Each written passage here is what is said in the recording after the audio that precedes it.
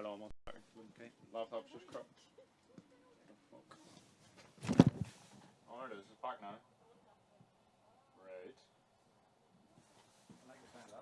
I just went black there for a second. Maybe it was the HDMI or something came loose. Did we stand on something maybe? I don't know. Aye. Alright. I'll just go live whenever we're ready and then just say a message from our sponsors and then come back. Yeah. No, I didn't. Sorry. I did not say what.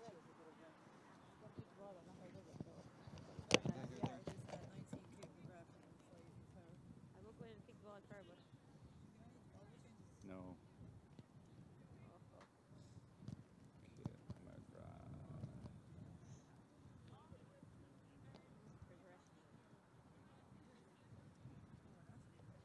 No, it's fine. Pick them up as one. That's fine. Do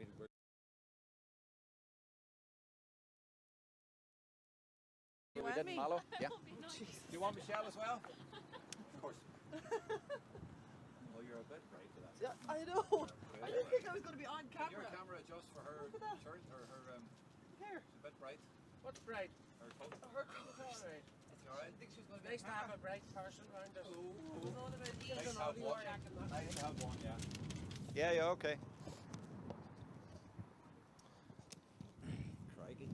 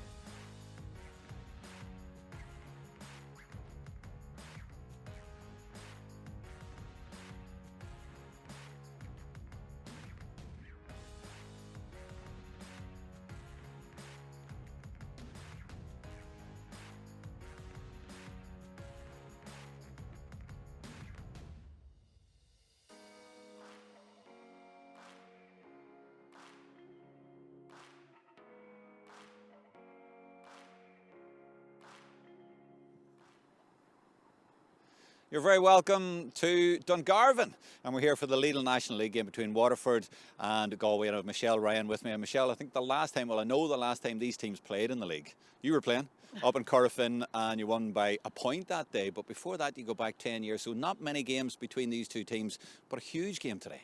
You're dead right. There hasn't been that many games between these two sides, so you can't say that they really know each other as well as maybe other teams. But both teams have an important game here today. Galway, so far, are second in the table, have been motoring very, very well so far. Some excellent performances, and probably between themselves and Kerry have really proved to be the best of the league so far, and that's why they merit being in the top two positions.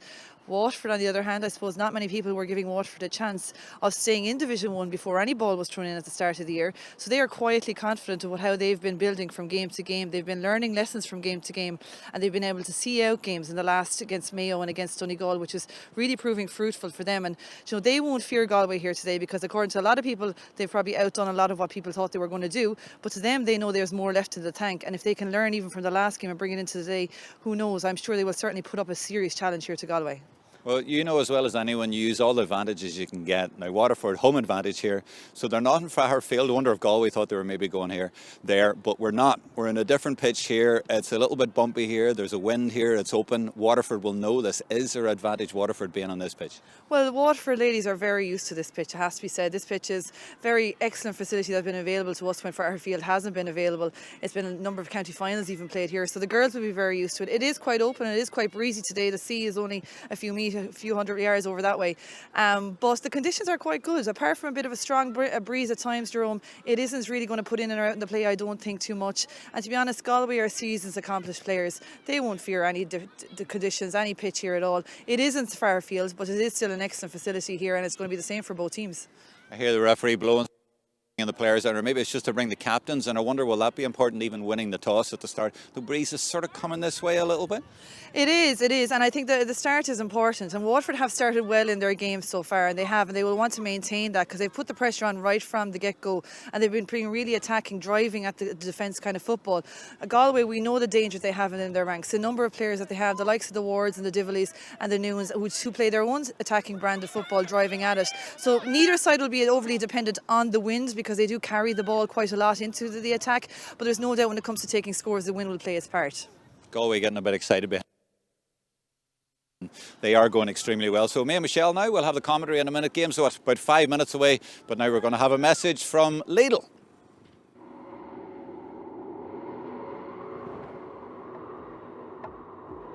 We were told the game was over before we'd even started. We were told our bodies weren't made for it. It wasn't our time to play. We played anyway. And together we played like there was no tomorrow. And they told us that was fine. You can play. You're good enough. And thought that was good enough for us. It wasn't. We are relentless. The game isn't over until we say it's over. Until we get everything we've given everything for. Until we level the playing field.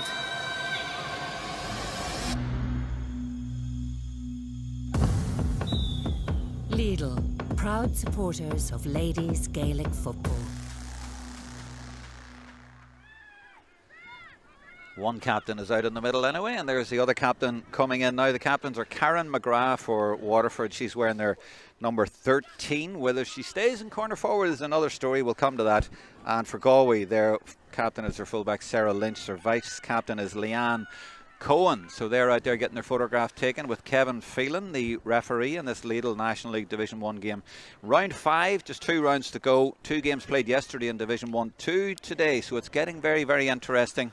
4th against 2nd today after Dublin jumped into 3rd place yesterday with that dramatic victory against Mayo. What a finish that was. They got level after being 2 goals behind, put a penalty wide and then still won it. The league is really throwing up some fantastic games, and we're hoping for another fantastic game here today. And Michelle is with me here as we see the toss being taken and the referee laying down the law. And Michelle, I was just mentioning there Karen McGrath at number 13, but surely she'll play further out the field, do you think? It's hard to tell, Jerome, to be honest. All throughout her intercounty career, Karen kind of established herself, I suppose, out around the middle of the field and in the half back line.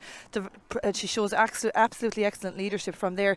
She's come in, I suppose, she didn't play in the very first game, but came in as a sub and came in actually in the full forward line. The last day she started up around in the forwards, and she maintained that position for a while before she filtered back out around the middle of the field. She does fill that gap in defence and drives things forward, but I suppose her dynamic running forward is also, Pat Sullivan recognises the advantages to that, and that she can actually add a little bit of impetus up in the front as well. So I do expect to see her spend a period of time in the forwards, but I wouldn't say she'll spend the entire 60 minutes up there. We'll get to the teams in a second. Just what I'm getting at is tactically how Waterford are going to play this, how Galway are going to play. We've seen a lot of different tactics throughout the league, Michelle. I mean, the game a few weeks ago, Meath Galway, 9 points each, and then the next game after at Cork Dublin was an absolute shootout. So you don't know what you're going to get, but how will Waterford play this game? And just as I'm saying that, by the way, the sun's trying to break through. I feel a little bit of heat here. Yeah, great. It is, which is great, absolutely great. It's great for us standing here anyways. The players out in the pitch, no doubt, are well warmed up at this stage.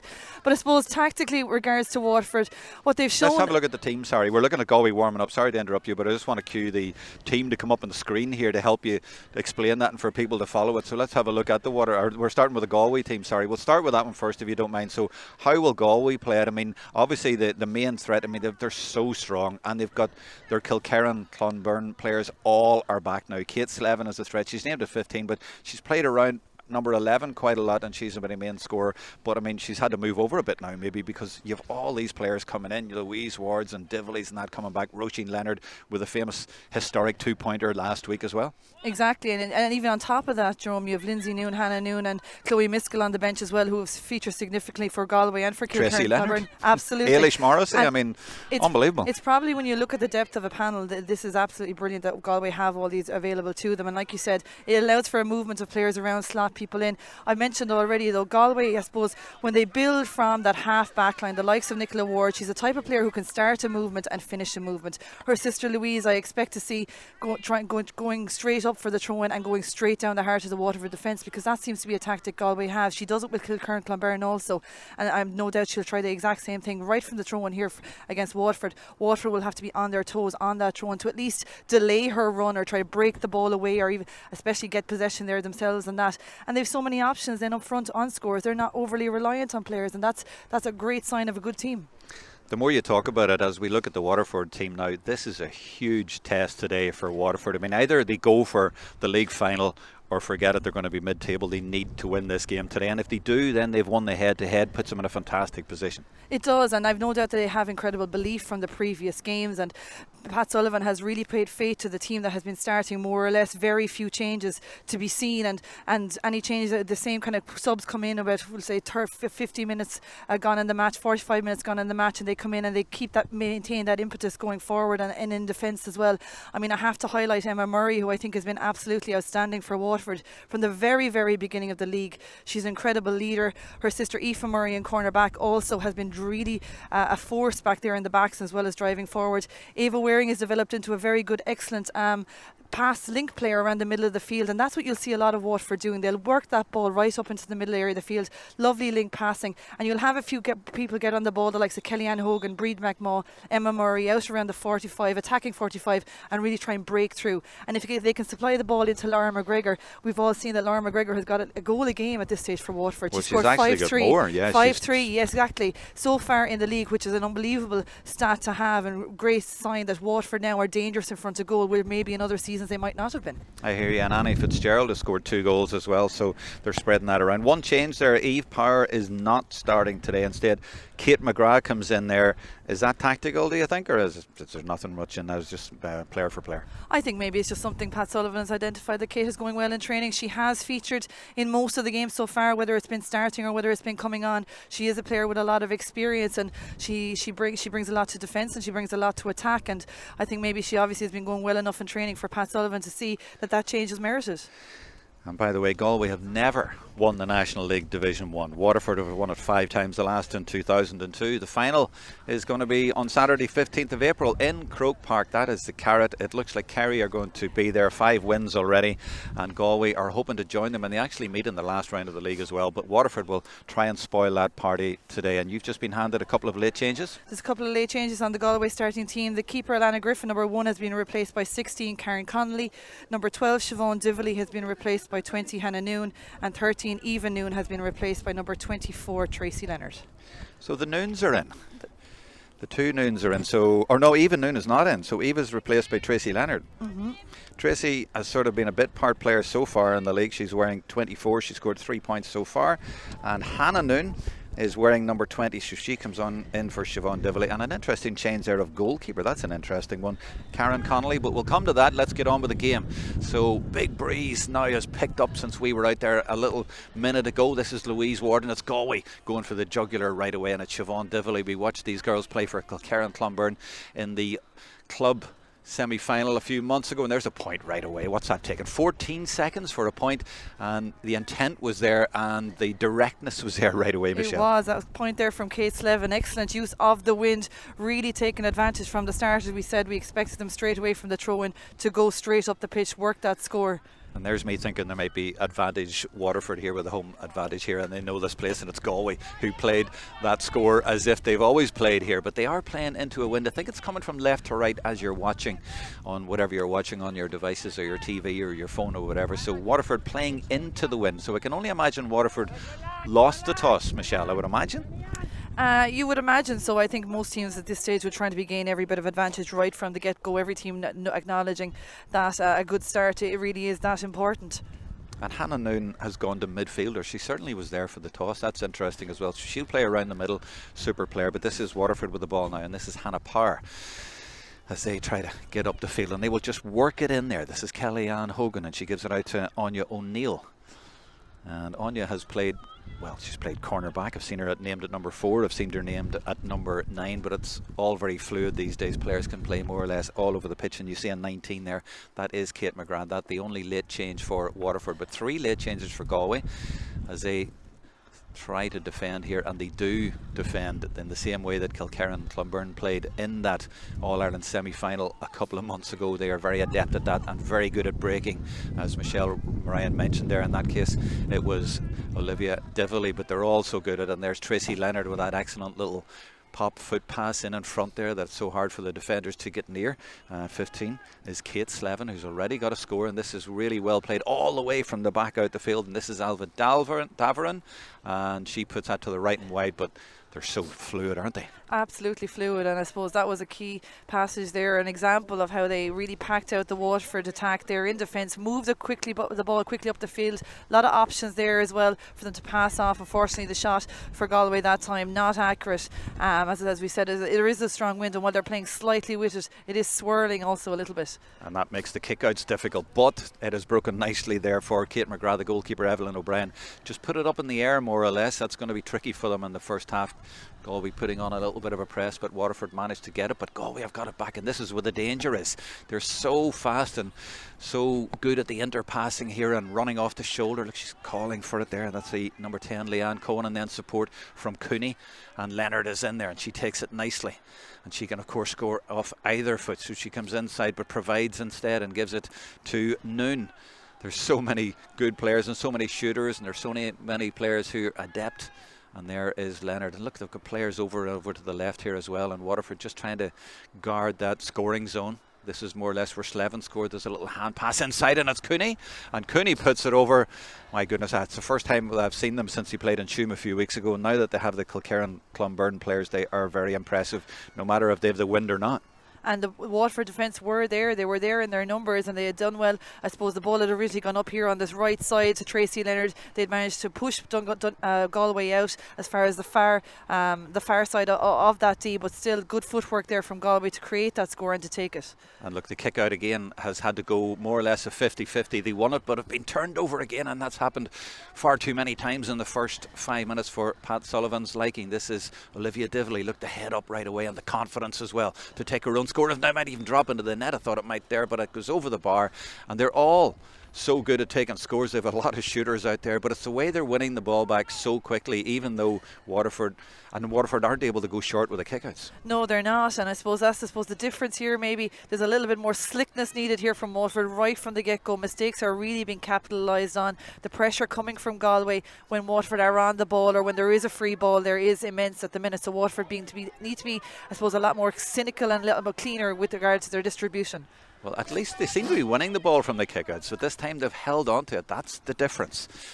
And as I say, the short kickouts are not an option at the minute because of the Galway press. But this is Hogan. She scored 17 points in the league so far, 15 from frees, so a couple from play, but they haven't scored yet at all. And the referee has given over carrying there, and that's a decision coming up to the 5th minute. That's the first I've seen of those, and she just turned there, and every referee seems to have it a little bit different. Some are a bit tighter than others, shall we say, on that, but that's given us overcarrying. And now it's Galway. They're so slick and so fast here on the counter, on the transition, I think is the phrase that they use these days. That's good defending by Waterford back there on Tracy Leonard. I think it's the full-back, was it Megan Dunford in there, who got that challenge in, and they now have a free. And Waterford just need to steady things and get their hands on the ball and move it up the pitch, but they need to watch that over carrying as well. If that's going to be the way that the game is played, they need to be a little bit sharper. That's it, and I suppose just being a bit more direct with their passing. I think Galway, the reason they're breaking so quickly is once they get up around the middle of the field, they're leaving that long ball into that full forward line. Waterford need to really work this link play. They need runners coming off the shoulder there for Hannah Power. There needs to be another runner coming off the shoulder all the time so they can get in towards that goal, because the long ball isn't really an option for Waterford with this wind. There it is again. I knew that was going to come back. That's 2 over-carrying decisions there inside 1 minute for them. They really need to watch that. It's partly the pressure, I suppose, coming and being applied by Galway, but they just need to be sharper. But then it's hard, I guess, because the wind is on you. The Galway players are on you, but look how they move it. Look how athletic they are going forward, and the support play is terrific. You mentioned that they would be coming forward from defence, and they are. They're coming from everywhere. And that one is nicely blocked, actually, so they managed to keep that out. But I think the main danger here will be if they slice through and start to get goals in there. There could be real trouble for Waterford. And that's, I suppose, the benefit of playing slightly with the wind, leaving in that long ball. But good credit there to Emma Murray, who managed to get back on Elva Darver as she's about to take a shot on goal. Got a block in. Galway have a 45 from that now.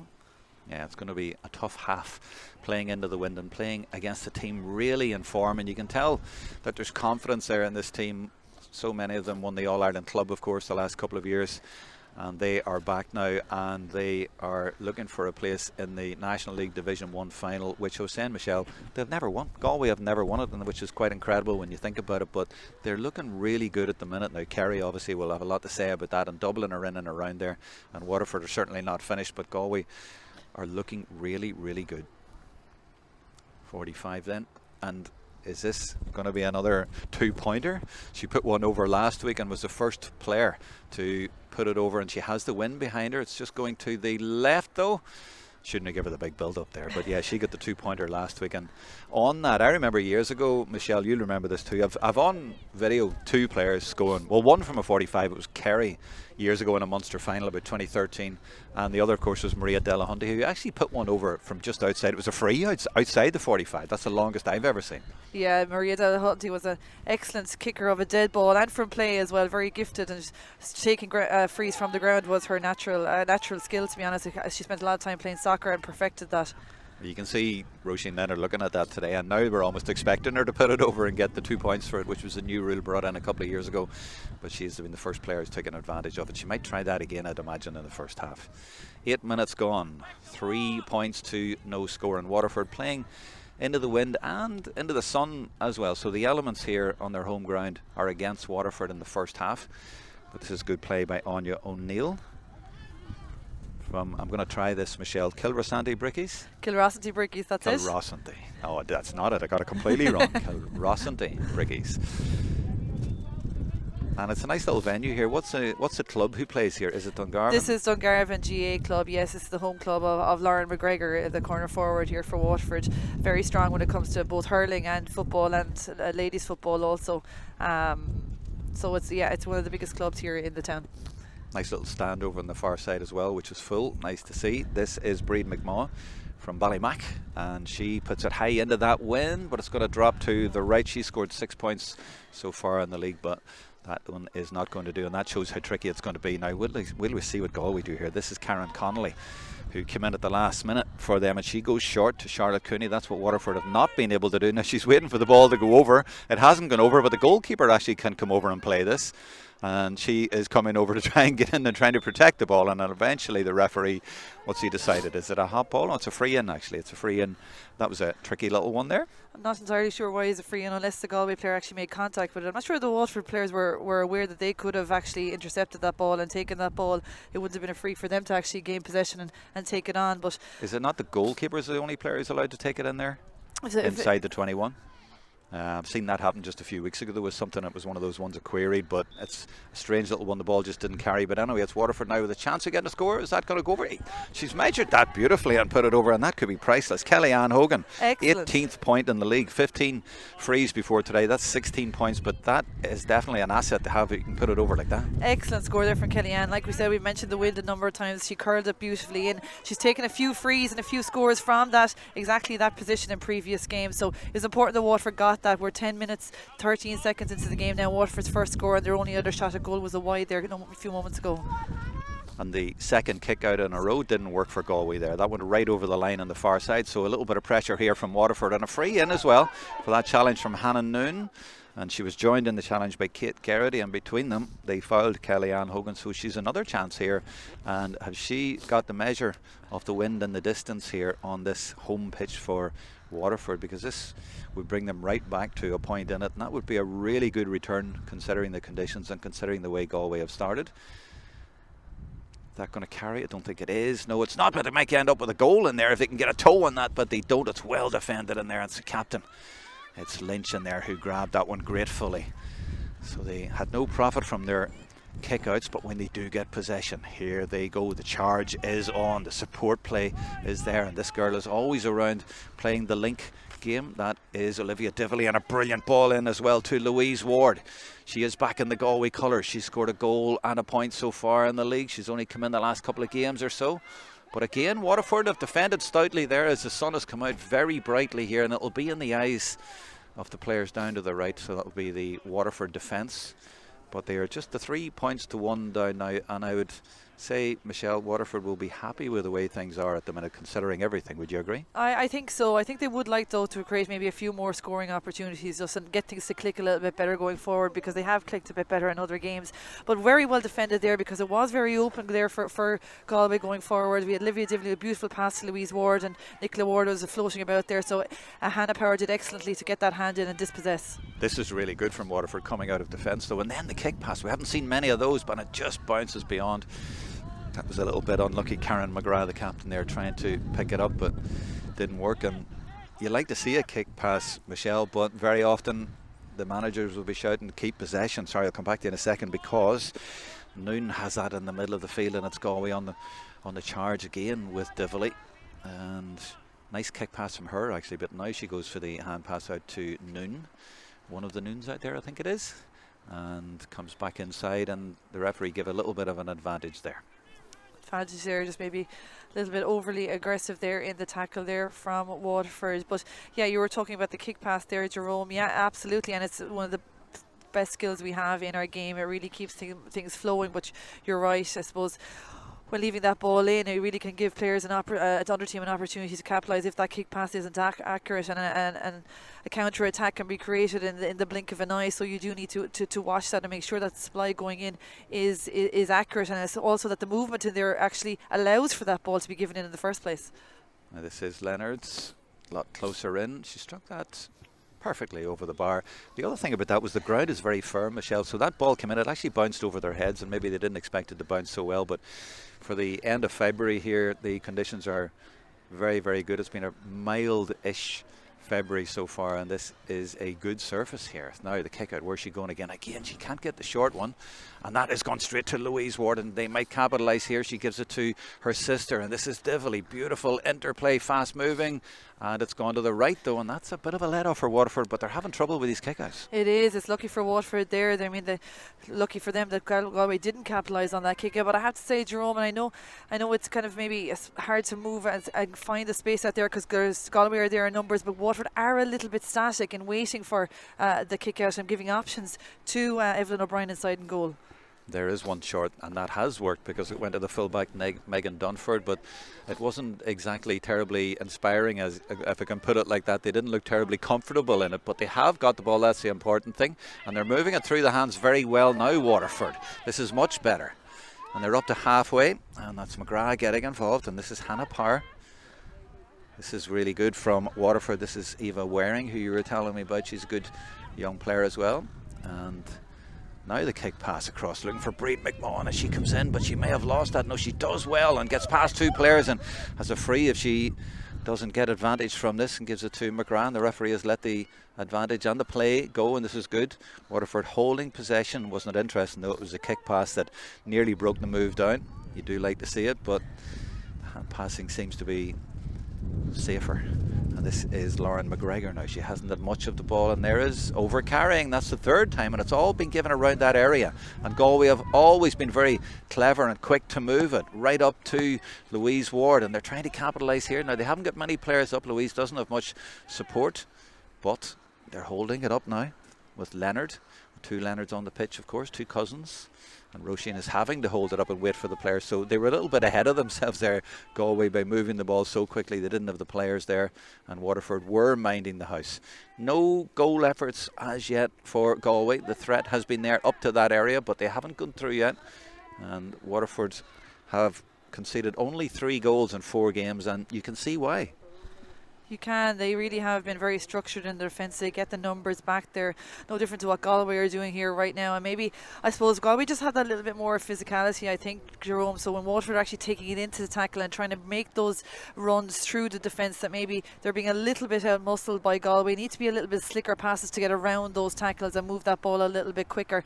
Galway, as I said, very well conditions. Kilkerran and Clonburd's coming back straight after winning an All-Ireland club title. They're not going to be rusty at all. So they're probably just a little bit stronger when it comes to that 50-50 tackle.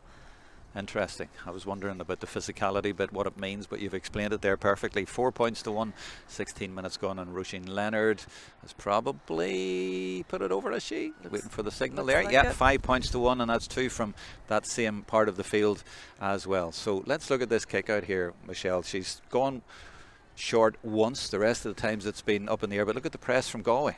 Look at the press, absolutely. All the space there. It's hard for the Waterford players to find even a route to run into.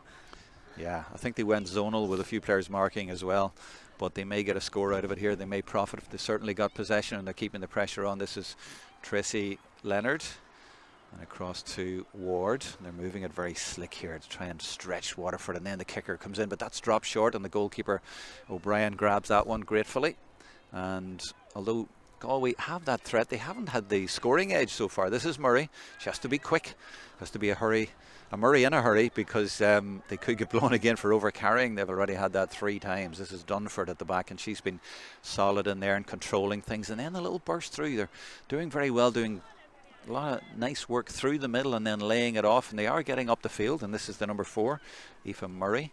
And then the big kick, but it just sadly has not been working, and then the flick from Nicola Ward. It's interesting, the tactics these days, Michelle, and the sort of phrases you hear these days. I've heard recently about a rotational press or something. Oh, that's amazing what they come out with these days. This is Karen McGrath from Ballymac, and she is playing out the field a little bit, but also playing in the corner. In fact, she's in there now looking for the ball back. It's not coming though, but they are getting closer and closer to the goals. And then the kick from Anya O'Neill though has gone to the right. Wonder is it going to stay and play? No, it's gone to the right. So plenty of promise. Both teams playing well, but not in the scoring stakes. They are, and I think Waterford have been in that position only 2 or 3 times in this half so far. They need to capitalise on that. Unfortunately, Anya O'Neill wasn't able to. But good movement, a much faster movement for Waterford to get into that position created there by Karen McGrath. Both teams, I think, are playing with confidence. You can see that, and I guess that's from the results they've had so far in the league. They are, and there's no reason why they wouldn't have. I mean, these are 2 accomplished senior teams. Waterford, in fairness, since they've come up to senior in 2017, have been very, very competitive. Oh, that was a pretty obvious tug there, and the referee is going to his card right away. And I think Emma Murray saw that Louise Ward might be getting in behind there. We'll see it again now, and we'll cover the monitor so you can see it properly. But accidental, or she knew what she was doing? Hard to say there now, Jerome. I think both players, in fairness, were looking at the ball. Emma just caught herself on the wrong side of the player, was desperately trying to maybe to get back ahead of Louise, and yeah, definitely a tug there. Now Bruno Fernandes did it the other night and got a penalty given against him. It looked like the same thing to me. That's the first time Emma Murray has been compared with Bruno. Now free for Leonard. She's put 2 over from exactly, or more or less, the exact same position, and she spins it up in the air nicely, but this one has not reached, but it might end up with a goal, and it doesn't. Came off the post, I think it was there, and maybe the crossbar and the goalkeeper, but Waterford have survived. Certainly wasn't going for a goal, but nearly got one, but in the end got nothing. And Waterford will break with O'Neill. She's been involved a lot here, and she goes through 2, 3 maroon jerseys, and she keeps going, and Breed McMaw now has it, and she's driving through strongly. And you mentioned the physicality, but McMaw is certainly standing up to them, and they did that all the way up the pitch. She is, and Breed McMaw is quite a physical player herself. That's the almost dropping into the goal there. Fair credit to Hannah Power and to Evelyn O'Brien, really keeping their eyes open for that, making sure that it didn't, and extra players coming in there to make sure that it was cleared off the line. Good work then to work it up the field. Like you mentioned, Breed McMaw able to take the tackle there, and maybe a few heavy tackles going in up the pitch, but that's okay, that's all right. It was just maybe a bit too much there against Breed McMaw, and Waterford did well to cope with that pressure back there. Like you said, we've mentioned that Galway have had more scores on the board, but Waterford are coping relatively well. There is 4 points between the team, but there is that strong wind, and if Waterford can just be sensible with possession, tack on a few more scores, there's still 10 minutes left here, and not leave themselves too open at the back, they'll be happy with that for a first half. Yeah, I'd agree with that. I mean, 4 points isn't that much. It's not insurmountable in these conditions, certainly. But there's a long time, as you say, the half-time, a lot can happen. There's a great effort. She's really got behind that, and that's a great dig. Super score by McGrath there. And it's not Karen McGrath, it's Kate McGrath, who wasn't named in the starting 15. But that's the way to play into the wind, and she really is one of their key shooters. And I'm going to bring you in, but let's follow this. There's the kick out again. And that's happened 3 times, I think. 1 on this side, and 2 times it's gone over the line on the far side from Galway. And that's the Waterford press working. That's the Waterford press working, and if they can capitalise on this now, some excellent pressure put on that kick out to force that error. And what an inspirational score from Kate McGrath there, long, far out from goal. Saw there was no option on, the leadership in her to take that on when you knowing like there's not only are the elements against you as well, but there's a huge amount of people in front of you as well, and your team is only after putting a point on the board so far. So hopefully that'll inspire Waterford to drive on here now. They are driving on and trying to get through maybe for a goal, but Waterford are unable to get through. Look at the maroon jerseys there, and they've crowded them out, and now it's a chance for them to counter. And Louise Ward always very slick there and leaving it off to Cooney, and then Cooney leaves it off to Leanne Cohen, the vice captain of the team, and it's Galway breaking at speed, trying to get up the pitch, but Waterford getting back in numbers. Can Galway move it quickly? Well, they've a player in on the edge of the square, but they go sideways. They go to Noon. They've still got a threat there. They're trying to catch out Waterford, and actually it's not. That's Alva Daverin, number 8, but they are coming back out the field now to Leonard, and she likes this area of the field, whether it's from freeze or from play, and she'll try to get her kick away, and she does. The last one nearly went in for a goal. Keeper watches that one again, and they really haven't found their range that well apart from the freeze, it has to be said, Galway. But this game has got really interesting, and I like the way that Waterford are playing. I thought the threat was there early on from Galway, and I feared a little bit for Waterford with the conditions, and I thought that Galway might slice through them here, but Waterford have stood tall, and it's 5 points to 2 after 22 minutes, and they can be very happy with the way things have gone so far, and they will have the conditions with them in the second half. Though I haven't said that, the wind seems to have dropped a little bit here, but the sun is coming from left to right. But it's a style of play. Waterford playing very confidently, and this little play around the middle they've done so many times, but there's an interception coming in, and Waterford have tried to go through the middle, and they have done it with great success a lot of times in the game. But on that occasion, Lynch, I think, has been penalised. That's going to be a free to Galway. And both teams playing similar. They are, and look at the amount of players that are in or around that middle third of the field here, trying to, I suppose, tread through a needle there. Here's the challenge. I suppose the only concern I'd have about that as to whether that was an intentional into the body of Anya O'Neill that time.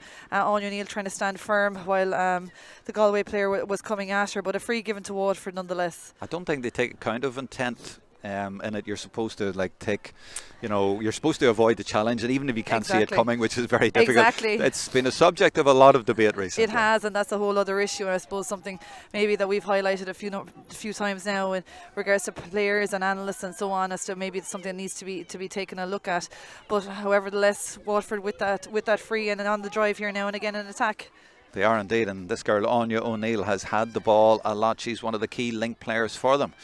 And she comes inside, and that's a free in. I thought he was maybe looking at another over-carrying decision there, but that is a free. Little bit outside the scoring zone, if you don't mind me saying. I know she put one over earlier, but this is a little bit further out, so I imagine she'll not be going for a score from here. But it is 5 points to 2 after 24 minutes, and they'll be relatively happy. And indeed it is Kelly Ann Hogan coming forward to take it. So she'll be looking for a little bit of movement here, looking for somebody to go short, but I can only see maroon jerseys, and they're all marking players, and a few not even marking but just sitting in there, so I don't know where she's going to go with this. She may be going to go for it and just dump it in there. She struck it well, but it's going to the right. In fact, she did pretty much have the distance. She had the distance, just slightly to the right. Unfortunately there, it didn't get quite the hook around the ball, but it was from a distance that she had put one over a little bit earlier, so she had the confidence to take it on. Right, kick out this time goes long. And is it going to get to the intended target? Just about. No, she only kept it in for Waterford, and the home team have it. And this is McMaw again. She does like to get involved in there, and she's playing really well in this game, and that's good, strong player carrying the game forward, and she's causing Galway a lot of trouble in there.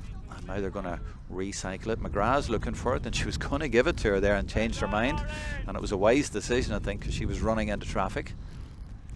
So they'll just take their time here and calmly move it around, and that's not easy with that wind that has picked up a little bit and is going from left to right, as you saw the way it took the last shot at goals.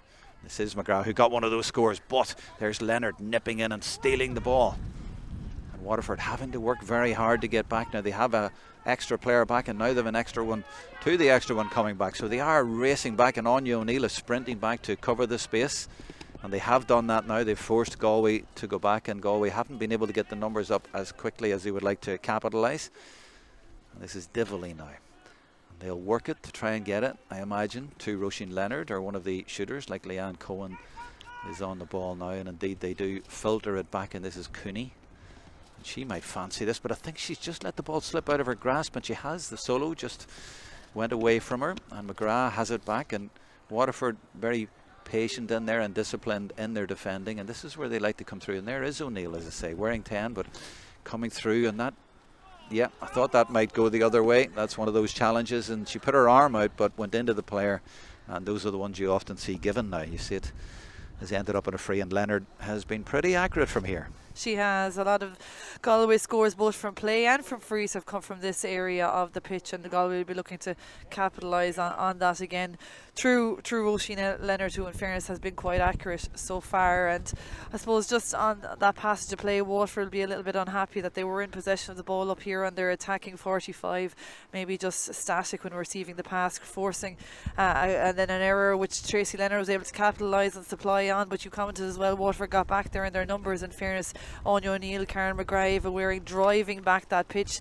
because they know the danger that is in front of that goal. But other than balls dropping under the bar, Jerome, we haven't actually had any key goal chances here, because both teams with that tactic of packing out that D in front of the goal.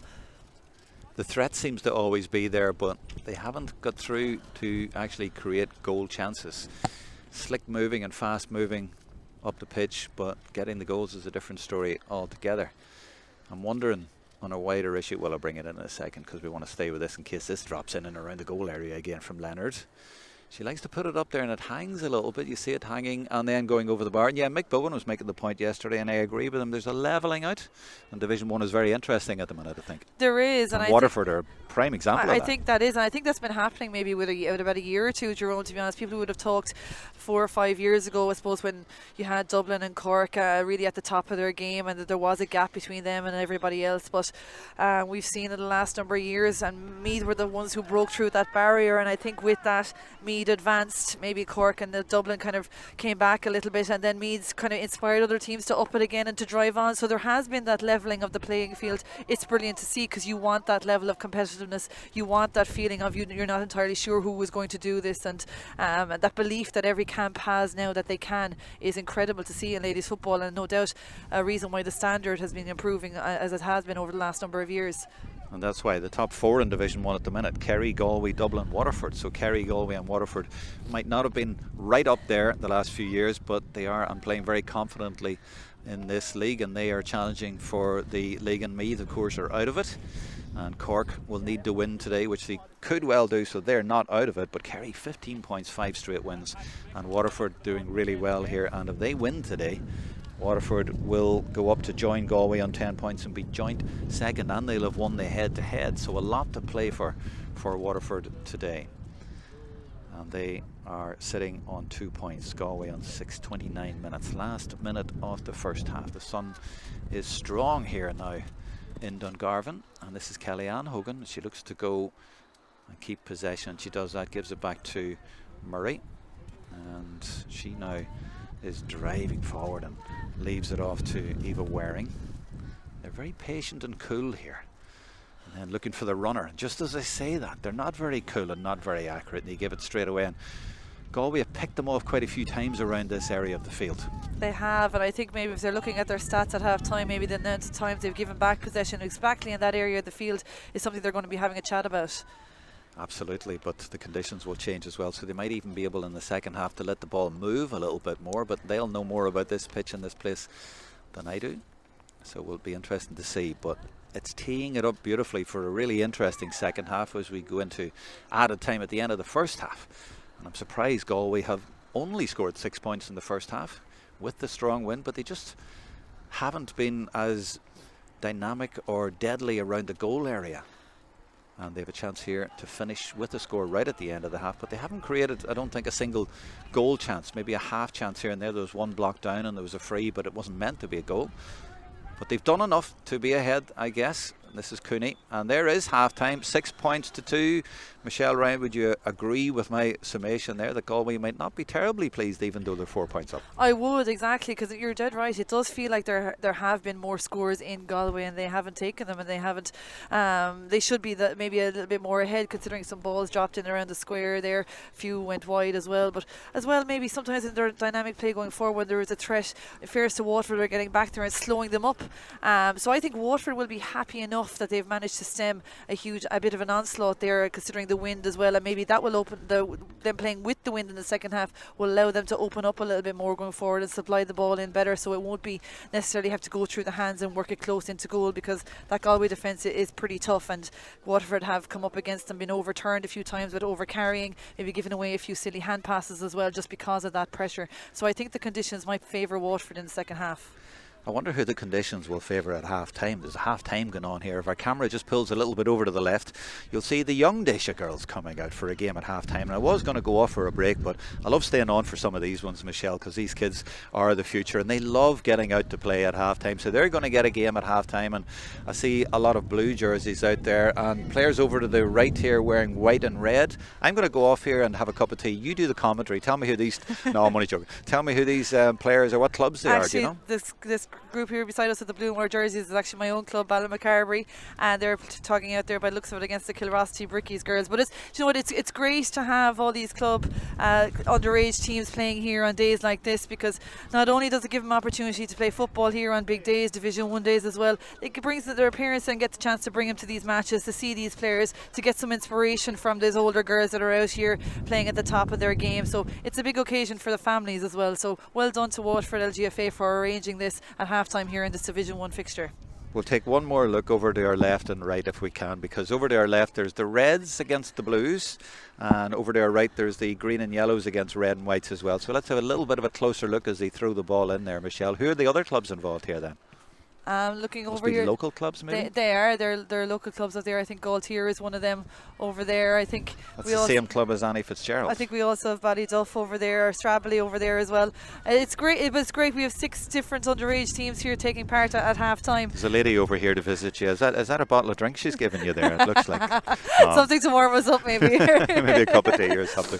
But yeah, you could do with it here. But actually it's lovely here. The sun is out and it's really, really nice, and the big crowd are enjoying the kids playing out there as well. They're having a ball out there, Michelle. They really are. They are. And as I said, it's great for them to be able to do this, and it's great for them to have this occasion. And as well as that, it brings us, you can see there's a decent level of supporters here as well, and it brings a little bit of atmosphere here for the Waterford girls and the Galway girls in their fixture. And no doubt a lot of the senior Waterford and Galway girls started out playing in these kind of little primary games at lunch, at half times and matches themselves. So it's very important that the development of our underage structure right around the country is looked after, and things like this and initiatives like this really make it important, and make it an occasion for not just the senior girls here but the underage girls as well. Absolutely. Thank you, Michelle Ryan. That's the first half. We will be back in about 5 minutes time with the start of the second.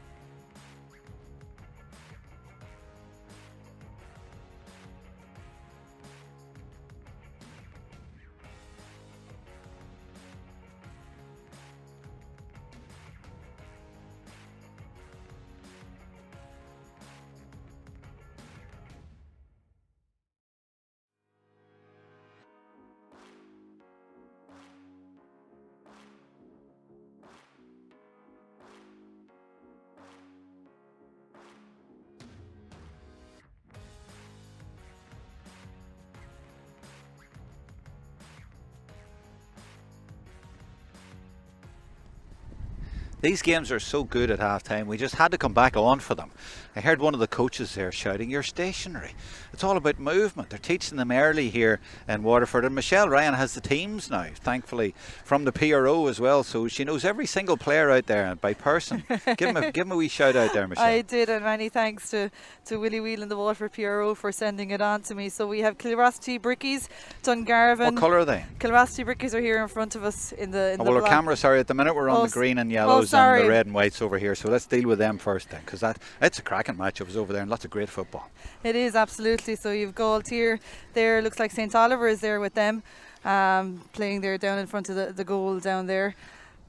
They're having Absolutely a ball out flying there. it out really, there. Really good, yeah. I mean, seriously, it was good. It was really enjoyable to watch, and they're putting everything into it. And good football as well. A lot of great football out there. They're all doing great. And I think that's the final whistle there. But give a couple of more shout outs if we can. And then here around the middle of the field, you have Ballymacarby versus Kilrosty Brickies.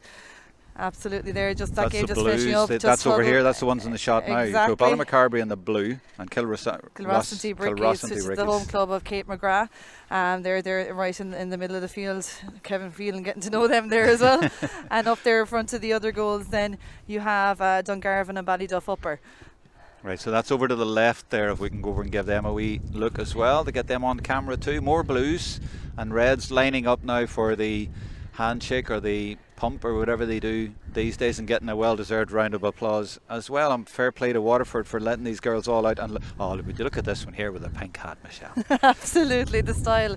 And Maybe the style, more so maybe the heat, considering the strong wind that's out there. But well, they're not feeling any cold. She's no, not feeling any cold. enjoying every bit she of is it. well wrapped up. And look, well, that explains it. Look, she's coming over as well. Absolutely and loving the it. adults have all the gear on as well, but really adding to the occasion here and making sure that they all have a game. I mean, that must have been, what, about 50, 60 kids out there getting to play at half time and watch their heroes, and they get to play on the same pitch as well and get their photograph taken now as well for the paper. Exactly, so full credit to not only the Waterford LGFA but the club mentors themselves as well and their parents, because we wouldn't have the games that we have today if it wasn't for all that work being done in the grassroots, and there's a lot of support given to Waterford ladies football as well. Sure, isn't there? Look at that one at the back with another pink hat and the headphones on as well, or their earmuffs or whatever being carried out.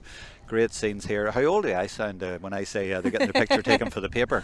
Picture taken, of course, for Instagram and Facebook and whatever all, and the papers as well these days. But you know, it's all over the place. And there's the other team getting their photograph taken at the back and getting their skills going. And there's Kevin Phelan, the referee. He's ready for the second half, but the teams haven't come back out yet for the second, but he's giving a little bit of encouragement there. There's the Galway team coming out now in the background.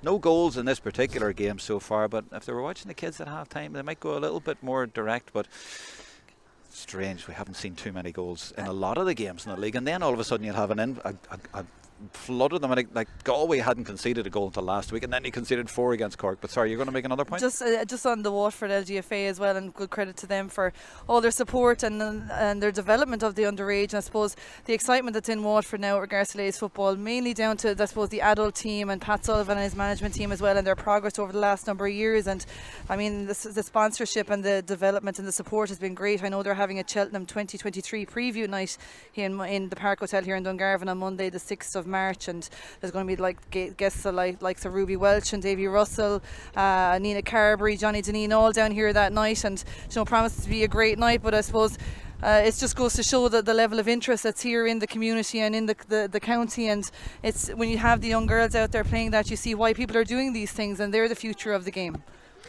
When you look now for Waterford coming out, they're not just out just yet. When you look at the results and the fact that Waterford are doing so well in the league, and they've been close to, I mean, they were very close to beating Cork, and they're right up there and they're competing at the right level with these teams, holding their own and beating some of them as well. What has Pat brought in the last couple of years, do you think, that has brought Waterford that extra step? Because to be honest, they've been around sort of bottom of Division 1 the last 5 or 6 years, and you saw them coming up against the top teams and they just didn't have enough to beat the top teams.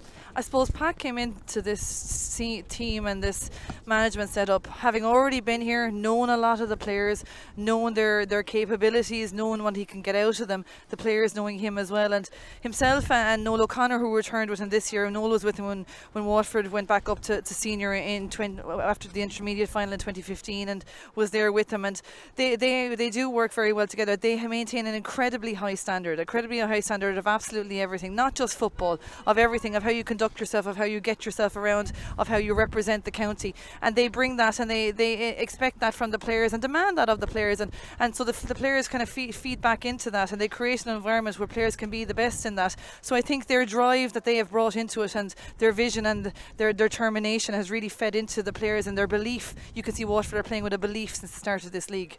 Interesting. All sounds all very like Meath template the last 3 or 4 years, the way they came through, and no harm in copying that. And even that's without like the Fennels and Walls and players like that, and Maria Delahunty and so on. But he's got a lot of young players who've come in here and they filled in, and as you say, there is that attitude that is absolutely spot on. The ball is thrown in for the start of the second half.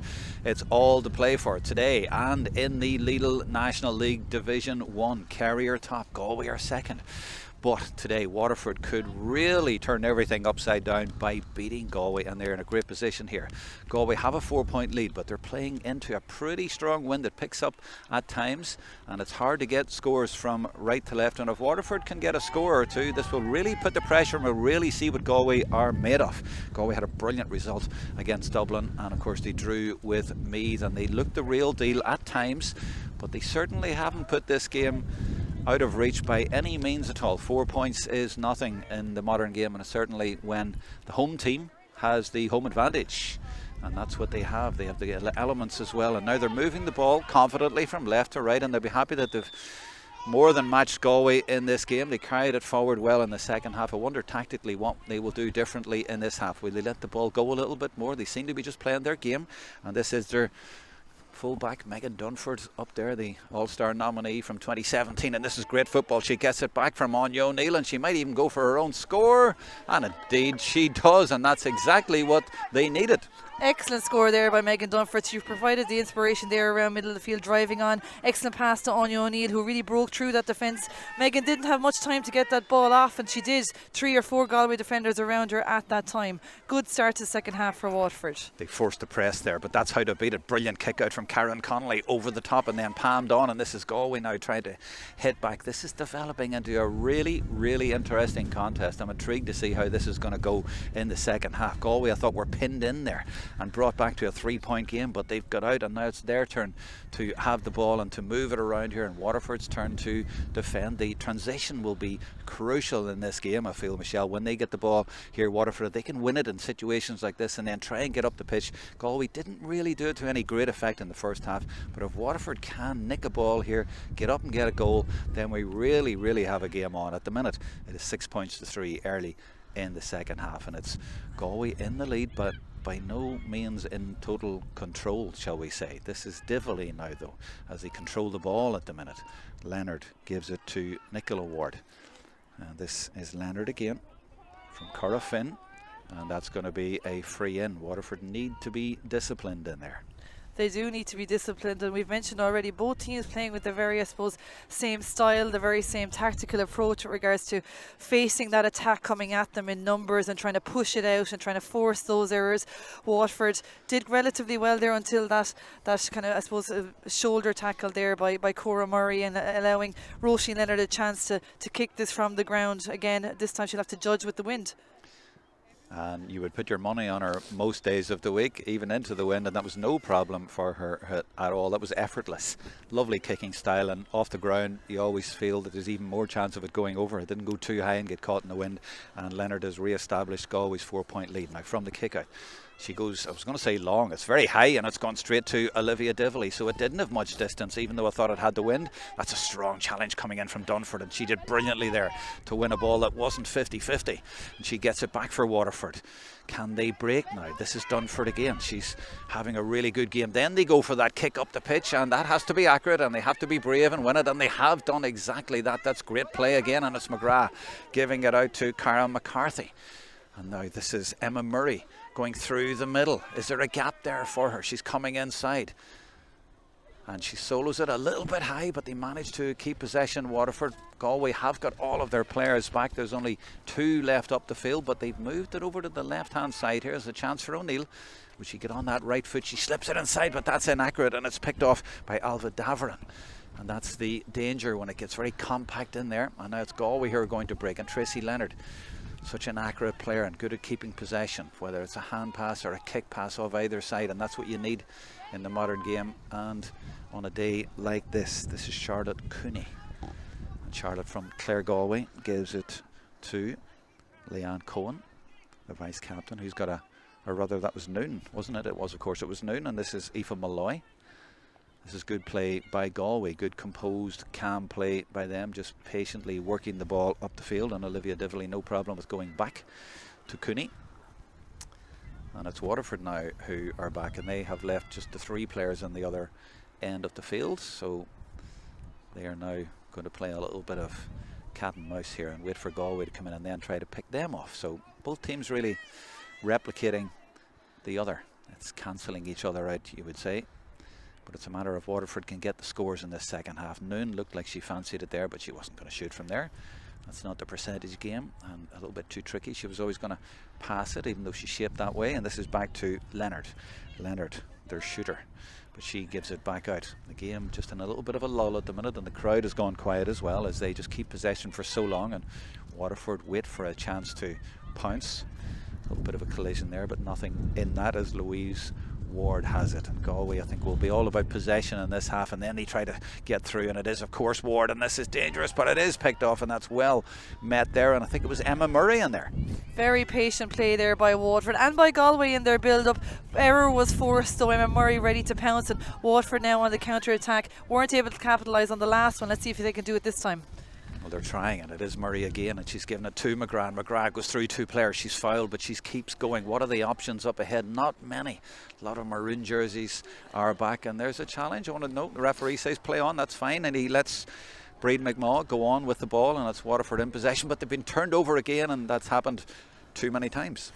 And I suppose, funnily enough, Jerome, we're talking about that challenge into the chest and that barging. By the letter of the law, if we're talking whether we agree with it or not, you would have expected that to have to be given of a free based on what we have seen before. And you see here it's Karen McGrath trying to evade Nicola Ward's there, turns back, she sees Breed McMaw coming off her shoulder. I mean, that's, I suppose, 99.9% of the time is given as a free, as we say. But I suppose at least for Galway, they have managed to retain possession from a different foul earlier on. It's a tough one for referees though as well. I mean, I do pity them as well, because the one last night, for example, in the Dublin Mayo game, there was Rachel Cairns. I mean, you can pick out individual ones, but there are a lot nearly in every game, it seems, at the minute. I think that it's hard to put the referee at fault, to be honest. I think we really need to go back and look at the rule and how it is in there, and make things a little bit more clear for them, and a little bit more black and white, so that it is clear when one of these things is a foul and when it is not.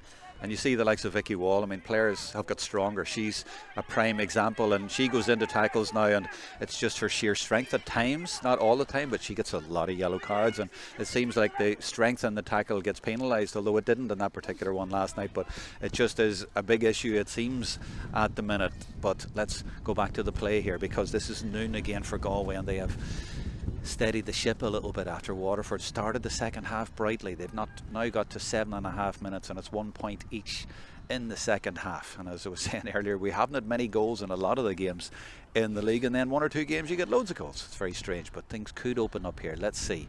Galway at the minute just need to keep possession, and this is lovely play, just throwing the ball around, and they knit together so well, and they're moving it from side to side, and Waterford keeping them outside that scoring zone, and that scoring zone is going to be a little bit shorter against the wind, you would imagine, and that's why Galway are being extra cautious in this half. They got picked off a minute ago, and they're in no rush at all, so this could be the pattern for the half, unless Waterford come out and really push and really press. They've only left 1 player up the field on this occasion, so there's 14 Waterford players behind the ball at the minute, and this is Dively, and Dively gives it out to Louise Ward. The Kilkerran Clonberne connection. They're just trying to manufacture an opening there, but there aren't any. Waterford been very disciplined and marking the space in there and trying to get somewhere.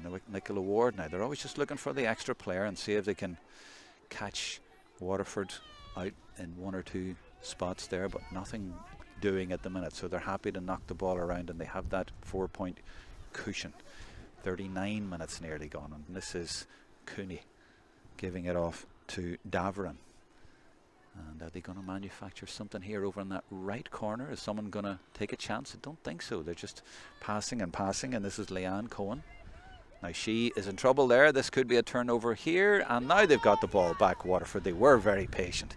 This is where they need to break, though, at speed and to be accurate. Are they going to go for the kick pass? It's a lovely little slip pass in, and this is McGrath, and they have a chance. There comes the kick pass, and it's diagonal, and that's always a dangerous one. It's accurate as well because it's picked out Lauren McGregor. 5 goals in the league so far in 4 games. She hasn't had a look in today anywhere near goal, but she will leave it off. And is that a substitute who's come in there as well that I didn't spot earlier on? I think, is that 17 who's in there now? But this is Breed McMahon now going for a score. A point would do for Waterford. Now that's not even going to reach, and it's going to be defended in there by Emily Gavin. And Galway have repelled that attack. Was there a sub in there? No, I think that was Annie Fitzgerald, number 11, yeah, there for Waterford, trying to make her way through, but just was stopped there by the Galway defence. Unfortunately, Waterford not able to capitalise that time either. And considering there has been some good defending and There's some an patient interesting one. defending. Sorry to interrupt you here, but this is interesting. The referee is indicating right beside us here that Louise Ward was holding the arm of the opponent, I think there. That's an interesting one right there. A full credit to the referee for spotting that, because sometimes that can be hard to spot, and it can be a clever of a player in possession of the ball, a tactic to kind of, I suppose, gain that little bit of ground. Now, as an Arsenal fan, I'm not very tender about that sort of thing after yesterday's penalty wasn't given. So don't be going there. Oh, see, it's a... Oh, there we go. Galway have got it back. I was going to break off there, but I got lost in my thoughts there about Arsenal. I shouldn't maybe mention them because I'll get too distracted here and I'll lose my train of thought. Now this is Cooney for Galway, but it's still 1 point each in the second half. But you're making an interesting point there about just the general way the game is going and what they need to do at the minute. It is, because I suppose for spectators watching, it is a bit of a tough spectacle because it is so defensive on both sides, and I suppose the attack hasn't been clinical enough on either side to actually bring a little bit of life and excitement to it, and each team is just, I suppose, testing each other out and battle of defences. That's all that we can say so far. Yeah, battle of defences is pretty much it, but what an effort that is. She's put a real dig behind that. That's brilliant. That's exactly what you need. It's Olivia Dively, and it's her 7th point of the National League so far, and that puts real daylight between the teams. And that is how you break down a blanket defence like that. You're going to need to have shooters who take that on, takes those opportunities a bit further out from goal, have that accuracy, have that power. Difficult to do, especially when you're slightly against the wind. So a good score there from Olivia Dively, and Waterford and Galway will both need to maybe adopt that tactic if they're not getting the ball quick in front of goal. Yeah, Waterford have a difficulty just getting up the field at all here, as you see pressure there from Roisin Leonard, and that's good play by the cornerback Aoife Murray there to keep possession under serious pressure, and there's serious pressure again.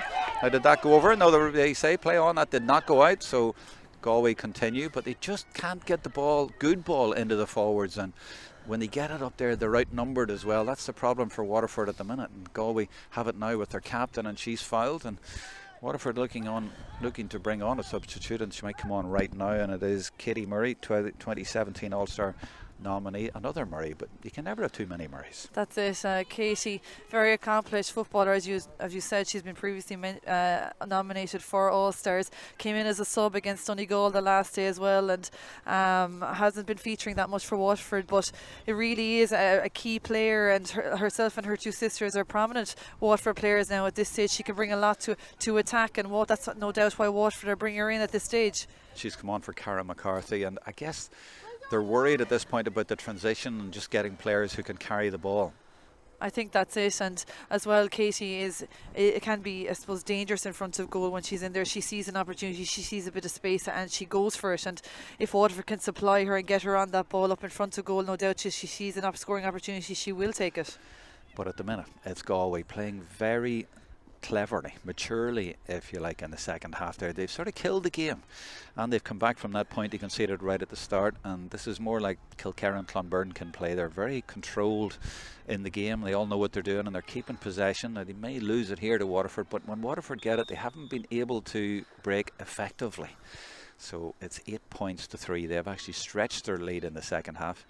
Very strong Sun here over to the left. You would imagine if Waterford can get it down this end and get a few shots in. I'm looking down to see the other end, and everybody down there has their hand up to try and cover their eyes. That's the difficulty for the defence, but they haven't been put under pressure yet in the second half really by Waterford. They just can't seem to get up there, but that's down mainly to Galway and Galway's structure and getting players back as well. But they are in control of this game. I thought maybe at the start of the second half they were going to be in a little bit of a tight situation, but they are coping very well at the minute. They were nearly a quarter of the second, or a quarter of the game, 3/4 of the game, halfway through the second half, 16 minutes to go, and there's no real signs of a Waterford renaissance.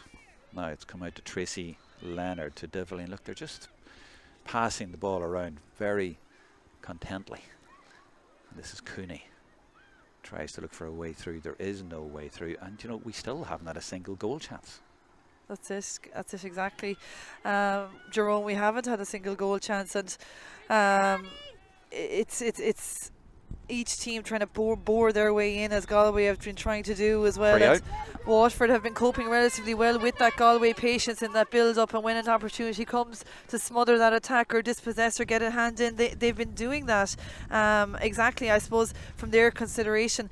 In the last 3 games, I think Waterford finished with 2-9 on each occasion. They've only scored 3 points so far after 45 minutes of football, and that's a testament as well to the Galway defence. It is. And Galway themselves have been averaging up around 12 scores a game as well. So for both sides, as we said, it's an incredibly defensive game, hard to break through, and as to whether a gap will open up in the next 15 minutes so that somebody can capitalise, it's still to be seen.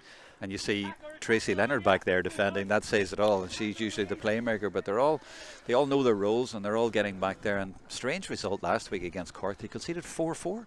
You know, so only 3 points today, 4 points today, but 4 goals last week. But maybe that was a freak situation, or maybe Cork were just very good. I think Cork then, though, went something like 27 minutes without only scoring a couple of points, and Galway maybe found their shape again. So maybe that was a little bit of a sort of a one-off, because in the league so far, up to that, Galway had 3 games and didn't concede a goal. So in their 5 games so far, there's only one of them that conceded a goal.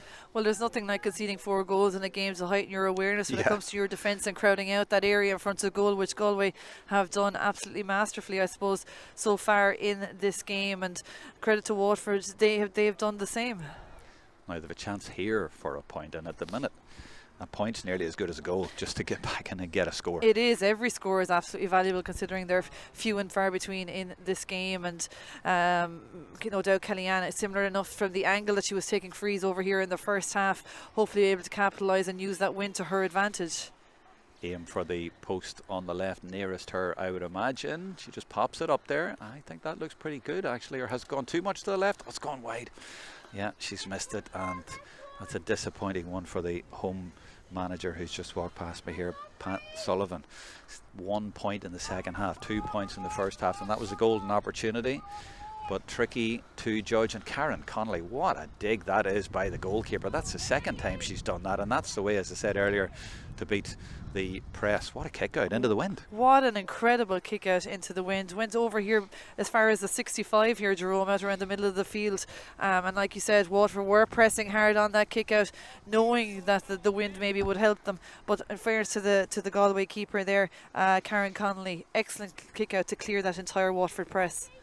I don't think Waterford learned from the first one, because they didn't seem to expect that either, but they need to go a little bit deeper. But it's interesting the way teams try to press, and then you got to watch it. There's a good dig as well. Has that gone over? I think it has. You know what, it has gone. That's a good reply from Galway, and that you could nearly say is a 2-point turnaround, because Galway now have a 6-point lead when it could have been pegged right back. But she struck that really well and made a nonsense of the conditions, and the shooters are doing their job for Galway. Now this is a good kick out, is it? Look, McMahon's underneath it. She has got it, and she's won it under pressure from Dively, but she leaves it off. And Waterford, this is an important point in the game. They really need to get something here. They have time, but it looks a little bit like they're sort of thinking, how are we ever going to get through here? And look, there's good pressing again from Galway to try and get the ball back. And Waterford look at the minute, Michelle, like they're running out of solutions. A little bit. They haven't scored since Megan Dunford's point in the first opening few minutes of the second half. And even though I suppose their possession has brought them up here around between the 65 and the 45, they haven't managed to capitalise on that. There you go again, spilling the ball.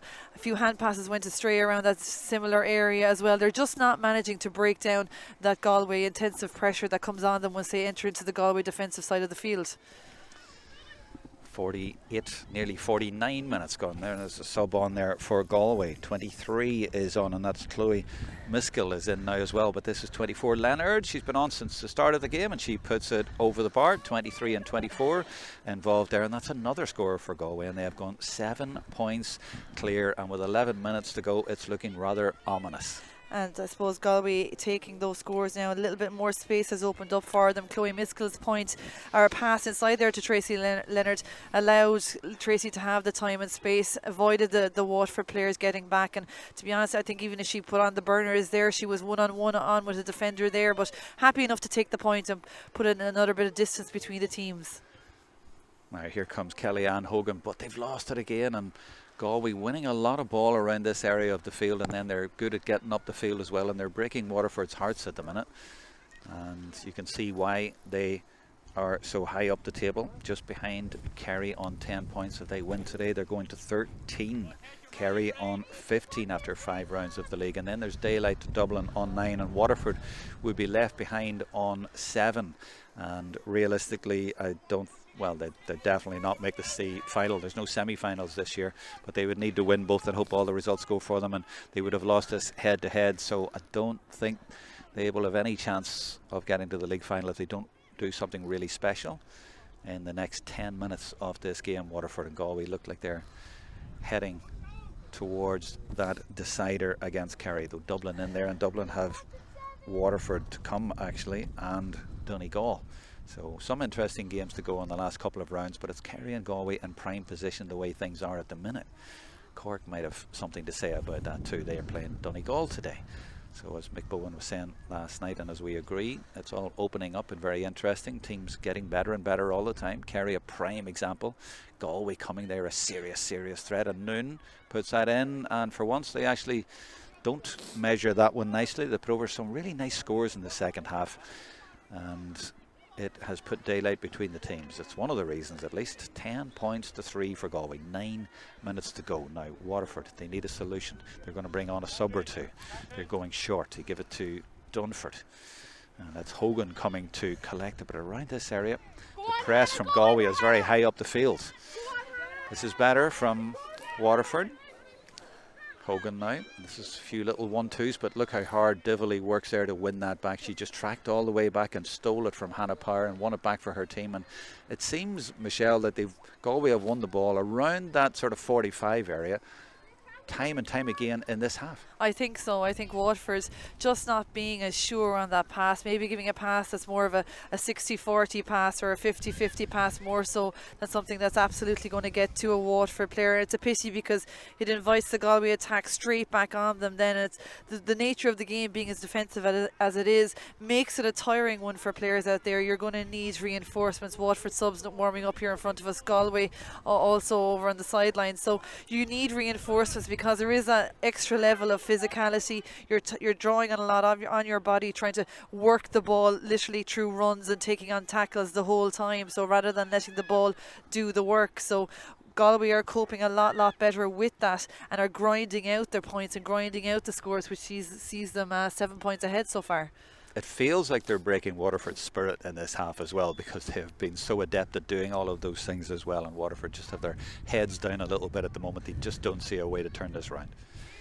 52.5 minutes gone now. They are going to bring on a couple of subs, and that's going to be a hot ball. Is it in the middle? I thought it would be free. Yeah, it's a hot ball. A couple of subs have been warmed up just beside us for Waterford, and it looks like Eve Power, number 5, will come in, and number 17 is it Catherine Hines as well. So 2 subs going to come in for Waterford. They're going to throw everything they have at it to try and turn this around, but Galway are in a very good commanding position unless Waterford can do something here. It's 11. I thought I saw 17 earlier, but it wasn't. It was 11. It was Annie Fitzgerald.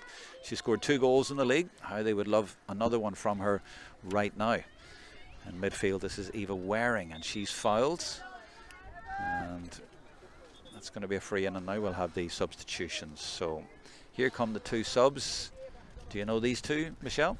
Eve Power would have been starting on the Waterford team up until today. She's the sister of Hannah Power, the other wing back there for Waterford, and Catherine Hines coming on there in place of Annie Fitzgerald. The forward also has featured in all of the games, has come on in all of the games more or less midway through the second half for Waterford. And I think, Jerome, if looking at there was about 6.5 minutes left here at Waterford, I think they just need to go for this now and maybe not rely too much on that defensive system that they have going back there. They've nothing to lose. As you said, they are safe in Division 1, and I think if they maybe commit a little bit more to that attack in the next number of minutes and create a chance or two for themselves, I think that it's probably it would suit them best.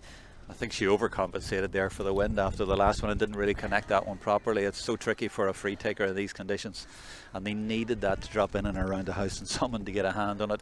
But instead, and let's see now what this goalkeeper does. She's got a great dig, and it's the trajectory that she uses in the kicking style, but this time she just goes short because she had that option instead, and that worked just as well for Galway, and it's been a great release for them in the second half. Not that they've been under serious pressure. Oh, and this could be intercepted. Does she get there? This is a sub who's just come in, and she leaves it off to Murray, and if they can get in here for a little goal, we could have an interesting finish, but Galway closed the door just as soon as it was slightly opened. They'll take a point if they can get it. Is that going to drop in? I think it is, and there is a point, and that's the sub. It's just come on. That's Eve Power is their hope in the last 6 minutes of this game. It's Waterford's 4th point of the game. And both subs involved in that, Jerome, it was Catherine Hines who made that interception from that pass of Galway across the goal, fed Emma Murray, and it came back out and turned then to Eve Power, who had the confidence to take it on. And like I said, Waterford just need to commit a little bit more to that attack now, I think. But no doubt Galway will have an answer to this. Here you have Louise Ward on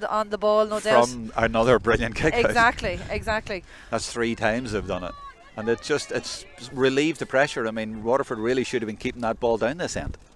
I suppose there have been a few kickouts so far that we've seen that she's able to break that cover, and Waterford, I suppose, needing to be aware of that she's the capabilities of doing that. But can they press Galway here in this middle third, which Galway have been able to do so effectively to them so far, or are they able to grind out another score? Because they've been very good in the situation so far where they've had a lot of possession. Waterford has set up that defence, but they've been able to grind it out.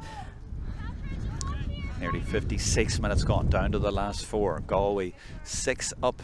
They are in command, in control in this game in the Lidl National League 2023 round 5 game. Galway in 2nd place behind Kerry and looking to close within 2 points off them with just 2 games to go. But Galway, guess who they have next? They have Mayo next, and then they have Kerry. But by that stage, Galway and Kerry might actually both be in the final. You never know, that could be a dead rubber. Could be all to play for as well if Dublin get a couple of good results as well, and maybe Mayo take Galway. You never know, a lot to play for. This is a really interesting National League in Division 1, and the other divisions also throwing up a lot of fascinating games, and it will all come down to the finals. Then they are on Saturday 15th of April, Division 1 and 2 in Croke Park, and then Division 3 and 4 the following day. This is Waterford now on the attack with Murray, and she gives it to Dunford. She's already got 1 point in this half, and that is intercepted, but they've got it. They've still got possession, and that will be a free in, and they just cannot get through. Not one single goal chance do I remember in the entire game. Nothing created near goal, and that says a lot about the modern game and the way these teams have been set up and so adept in defence. The sun has gone in. It's gone very dark all of a sudden here in Dungarvan. Now Kellyanne Hogan, she's had a few difficulties with these. She could have had a couple of points that would have made it a bit interesting, but it's been so tricky. Would she just take her point? Yeah, she's going to put it over. I thought the other option might have been to try and just go for a goal, but she takes her point. And I suppose if you are a little bit harsh, you could say if the other 2 had gone in, there might have been 3 in it, but of course it's not as simple as that. It's not as simple as that, never that easy when you're a free taker. And we saw Galway, even with the wind in the first half, had some themselves that they didn't manage to account for, and some that were dropping short. And I suppose the confidence and strength of mind for a free taker, that when they've missed a few, that they're able to step up and still take their responsibility to put another one over the bar. This is number 19 for Galway, and who is 19? Oh, Lindsay Noon, of course, over over that far side. It has got dark here, I can't even see, and there she is again on the ball, but that one is stolen back by Emma Murray, who has scored 7 points from centre half back. But he has come forward a lot, as has Megan Dunford, and there's 27 for Waterford, Katie Murray, who came on a little while ago, and she's got it now. Can they provide a little bit of drama and entertainment right at the end of this game by getting a goal? 10-5, it would make it a grandstand finish, and there is room here for the sub Power, who came in and got a point a minute ago. She's shaping up, but Ward, the two Wards, just hold her out there and force her to go back. And this is Cora Murray, sister of the triplets, comes back out to Murray again, to McMaw.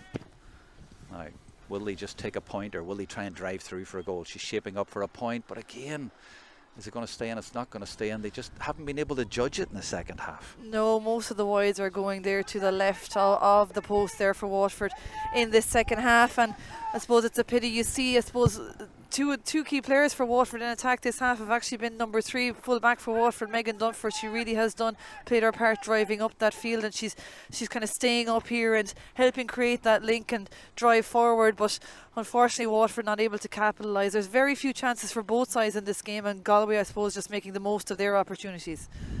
Goalkeeper again finding a defender with her kick out. Karen Connolly only named to play right at the start of the game, so she came in for Alana Griffin, and her kickouts have been crucial in this second half. I think she has found a Galway player either short, long or in the corner every single time, and it has just killed any momentum that Waterford have tried to bring to the game. So fair play to Karen Connolly back there. She has been crucial in the second half in particular. And she had trouble in the first half actually with the wind. They were going out of play and they were being intercepted, but second half she has been deadly accurate and has launched a lot of attacks for her team as well. And this is another one where they've kept the ball for so long too, and it's just ensured that Galway have remained in control. It has, exactly, and they're very good at this. They're very patient on it. They play the ball around, they move it from side to side, waiting for an opportunity to arise. Waterford have managed to get in there on a few occasions and dispossess them, but I suppose the experience, the strength and physicality that Galway have means that they can play that around. They are clever in possession as well, as we see here. Waterford are set up but not able to get a hand on the ball. We're in added time. 61st minute, going into the 62nd, and Waterford management calling for their players to push out, but again that is also easier said than done, especially against this Galway team who are so good at holding onto the ball, and they've really just killed this game in the second half, and that's what they needed to do, to be fair, and they've done it well. And there is a full-time whistle, and it is Galway who prevail in Waterford, and they stay in second on the table, but they move within 2 points of Kerry and put 4 points between them and Dublin. It's a big win for Galway. They are very close to reaching the Lidl National League Division 1 final against Kerry, it would seem, but Dublin will have something to say about that, and probably Cork if they have won today. Very interesting with 2 rounds to go, but overall it's been a 10 points to 5 win. Double scores, is that a fair reflection, Michelle Ryan? I'm not sure if it's a fair reflection. I do think Galway deserved their win, but I think maybe Waterford, when they look back at it, will see that they had opportunities to get maybe a few more points on the board. But I suppose while it wasn't necessarily the best game of football to watch because of the defensive nature to it, and a lot of periods of play there with not much happening, the important thing, no matter what, is that the players won't care about that as regards to a spectacle. Galway will be happy, as you said, that they came down here to Waterford, got the job done, and are in the best placed position now to put themselves in a league final in a number of weeks' time, despite having 2 rounds still to go.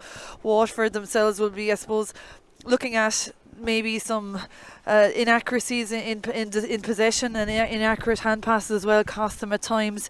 Found it hard to break down that defensive structure that Galway had, and while we saw in flashes there was times they were able to get in and around there, and that came a lot of the time from the build up from the back, and some players in the full back line like Aoife Murray and Megan Dunford driving forward. We didn't maybe see Emma Murray driving forward as much as we had in other games, but I suppose there was obviously an acute awareness within Waterford that the likes of Tracy Leonard and Louise Ward and that were up the field should a ball break. But look, Waterford, I think, at the end of the day, there's still things that they will have to improve on. They'll learn from this, and we've seen it in previous games that they have learned from previous performances, and they go into a tough last 2 rounds now against Dublin and Meath, and at the end of the day, you see that Meath know that they're not going to be in a league final.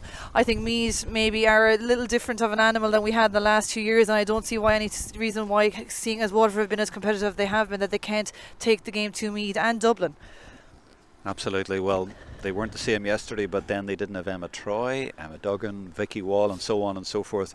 But things will change as the year goes on, so we will see. But in regards of the league, it looks like Meath and Waterford are going to be mid-table, and then you have Donegal and Mayo down at the bottom. Is going to be very interesting if things pan out the way that they might over the next few weeks. Mayo play Galway next week, and they might rue that game yesterday, Mayo against Dublin. But as for Galway, it's job done for them here today in Dungarvan, and they have taken the 3 points, so they are pleased, and they were very proficient, I think, in the second half. But I'm wondering, can we single out a player for a player of the match there? I was very impressed by their goalkeeper, certainly in the second half, but I suppose it's a team effort too, obviously. But I mean, they were so good and so adept at winning the ball around the 45, and just a lot of good footballers who know the system, and there's an air of confidence there that seems to have carried over from Kilkerran, Clonberne.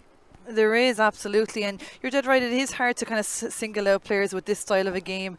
It really is a team performance. It is about the team unit and the team structure. The defensive structure was absolutely excellent, and that's because of all the cogs in that defensive machine were working in unison and moving up the field. You had the usual Nicola Ward being herself driving on that team, and I have to say Roisin Leonard's leadership when it came to taking scores in the first half, and 1 or 2 opportunities presents themselves there in the second half, and she capitalised on them and was the reason that Galway were able to get those scores on the board and have 5 points of a difference between the teams at the end of the day. So while I still think Galway will look at it and see that they have improvements that they will possibly make, the main thing for them, as I said, is that they've got the victory down here in Waterford today. Did you give me a player of the match there? You gave me a lot of contenders. I gave you a lot of contenders. As I said, look, it's hard to pick out a single thing. No, it's not. I'll go with Roisin Leonard. I think Okay. maybe her scores set the tone for the start of that first half, capitalising with the wind that she had as well, and stood up at once or twice there in the second half as well. So I probably go with Roisin Leonard for Galway.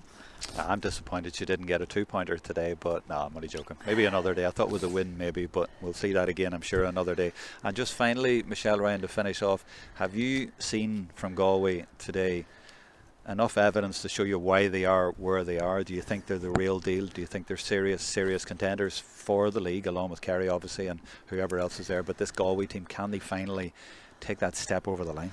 I suppose what I'm seeing with Galway, it's not a really exciting, spectacular style of football. What it is a real determination and a grit to how they are playing. It's not always great to watch, but it's effective what they're doing. They're playing as a really cohesive unit. They're working very hard for each other and working very hard with each other. And I think that's probably a really good sign of a team grinding out in this league, to give them that little bit of extra mental strength, physical strength, and footballing as well, especially when you go into championship time. So I think that is probably going to stand to Galway as they move forward. They're not, as I said, winning games spectacularly. They're grinding some of these things out, and that's what builds. That really builds a momentum within the team and a belief within the team and a hardiness within the team as well going forward. Yeah, and such a strong squad as well. I mean, they were able to bring in their second keeper, and she was very important today. And they have Maria Shoga and Megan Glynn and people like that, and Eilish Morrissey. You know, they have such a strong panel there. So good win for Galway. 10 points to 5. They have won this 2023 National League Division 1 Round 5 game, and it ensures that Galway are very much in the hunt for a place in the final, and it condemns Waterford, if that's the right word, to mid-table. But at least they're not down in relegation area at all. But it's 10 points to 5, and from the live stream team here in sunny Dungarvan now, it's goodbye.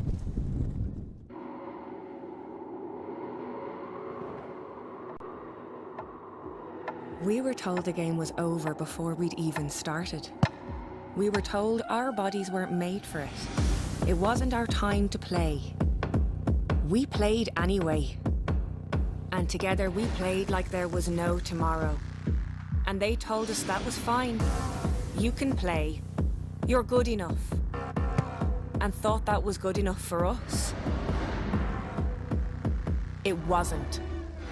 We are relentless. The game isn't over until we say it's over. Until we get everything we've given everything for. Until we level the playing field.